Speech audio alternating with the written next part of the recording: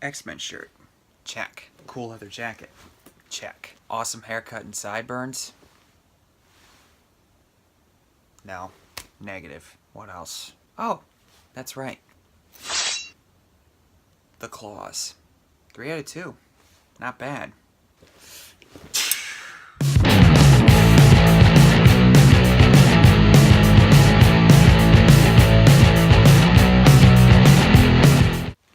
Hey guys, I'm Joe, and I'm here today to talk about the final portrayal of the Wolverine by Hugh Jackman, or so he says, in his latest outing and final outing, Logan, directed by James Mangold, starring the man himself, Hugh Jackman, Patrick Stewart, and a few people that you may or may not have heard of. The movie Logan takes place in the not-so-distant future in the year 2029. Mutant kind is on the brink of extinction. Logan is in a really desolate and bleak place, taking care of Charles Xavier, but then is dealt with a situation where he has to look after this girl and escort her to this certain area across the country. I'm going to try to be as light on the spoilers as I possibly can because a lot of people have talked about this and I'm not really sure if I can add anything else to the table as far as positivity goes, but let's get this out of the way. I think this movie is really, really good, and probably the best send-off you could have given the character of Wolverine. If you're new to my channel, I didn't grow up with the X-Men. I didn't watch the movies as they came out and so on. I only got into them about 4 years ago, leading up to Days of Future Past, and while I can't say that X-Men is like really high on my list of favorite things, I like the idea of the X-Men because of racism and prejudice and trying to be true to yourself and comfortable in your own skin. I like that kind of stuff. When it's done right, I think it can really shine. First 2 X-Men movies are good. I like First Class. Days of Future Past is by far my favorite. I'll cover that maybe one day on this channel. And as far as Wolverine movies go, I haven't seen X-Men Origins Wolverine because, you know, it's regarded as the worst one. But I also saw the Wolverine that was also made by James Mangold, and I think it's a pretty good movie, and the third act is a little ridiculous in some ways, but for the most part, I think it's a pretty good movie. And he also made Walk the Line and 3:10 to Yuma. I think the guy's one of the best directors on the scene right now. Night and Day, well,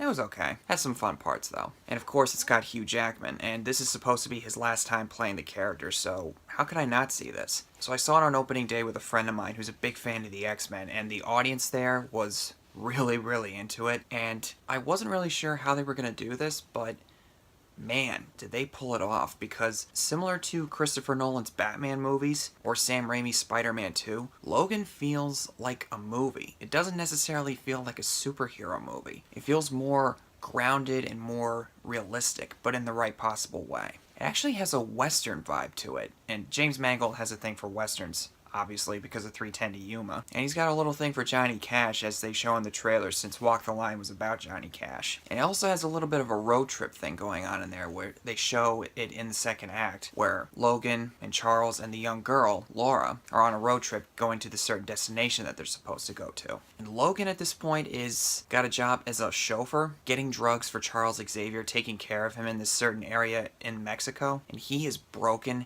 and tired and a big shell of what he used to be, similar to Bruce Wayne in The Dark Knight Rises when you first meet with him again. It feels like he's got nothing left to live for. And when you see Charles Xavier, there's just like this sense of deep regret living down underneath him, because of certain things that happened in between Days of Future Past and Logan. Now, since this takes place about a few years after the events of Days of Future Past, or at least the ending, you get a good sense of a lot of crazy stuff happening in between those 2 times. And these 2 characters are just done. They're done with everything, and there's only a tiny shred of hope left in these characters. And when this young girl shows up, something deep down inside Logan wakes up. Something that he's really, really afraid to let come out of his shell. And he also learns a few things about himself that he probably didn't even want to know about. Do I need to say anything else about Hugh Jackman and how great he is as his character? This is probably by far the best outing he's ever had as his character. Not just because it's the last time he's playing it, and not to be too specific on spoilers, but he really commits to it. And if this is your last time, Mr. Jackman, well done. And Patrick Stewart as Charles Xavier, again, he's terrific. And this might be his best outing as that character. As I said, with the regret he feels and his connection with Logan, trying to get him to realize that he might still have something left to live for. And the young girl, I don't know the actress's name, she was pretty insane. I mean, wow. She has got a few tricks up her sleeve, and when she does those things, it's quite a sight. And speaking of that, this is the first X-Men movie to be rated R. I mean, technically Deadpool is an X-Men movie, but as far as an actual X-Men movie, this is the first one to be rated R. And there was a lot of raving about the graphic content in this movie. When it hits, woo! Let me just say, it is brutal as they come. Youch.